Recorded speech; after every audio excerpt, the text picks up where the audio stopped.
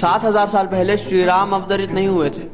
आज से 5000 साल पहले आपको श्री कृष्ण का अवतार नहीं मिलेगा। ये सब मैं आपको इसलिए बता रहा हूँ क्योंकि मैंने जब ये कहा कि राम, नारायण, गोपाल जैसे शब्दों का इस्तेमाल गुरबानी में उस एक परमात्मा के लिए किया गया है, तो कुछ लोगों के सवाल खड़े हुए कि अगर ऐसा है तो राम शब्द का ही उपयोग क्यों हुआ, कोई और शब्द ही उपयोग किया जा सकता था। तो पहली बात तो ये है कि हमारे 4 वेदों में कहीं भी राम, नारायण, गोपाल जैसे शब्दों का इस्तेमाल नहीं हुआ है, जबकि उन 4 वेदों को हम सनातन का आधार स्तंभ भी कह सकते हैं। ऐसा इसलिए क्योंकि उन वेदों का अस्तित्व अवतारों से भी बहुत पहले का माना जाता है, लेकिन उनमें ब्रह्मा, विष्णु, महेश का वर्णन आता है जिन्हें उस निराकार स्वरूप की रचना के तौर पे लिखा गया है। और यही बात गुरबानी भी कहती है कि एका माई जुगत व्याई 3 चेले परवान, यानी कि उस एक निराकार स्वरूप परमात्मा ने इन 3 दैवीय शक्तियों का निर्माण किया इस सृष्टि को चलाने के लिए। लेकिन क्योंकि हम देवी और देवताओं की तरह सूक्ष्म नहीं हैं, हमारे पास ये शरीर है जिसका एक आकार है, तो हमें उस निराकार की झलक देने के लिए समय समय पर अवतारों को, महापुरुषों को कुछ कलाओं के साथ इस धरती पर भेजा गया, ताकि हम उनके जरिए उस निराकार की झलक को पा सके। और इसलिए गुरबानी का उद्देश्य है कि उन अवतारों का और उनकी कथाओं का उपयोग करके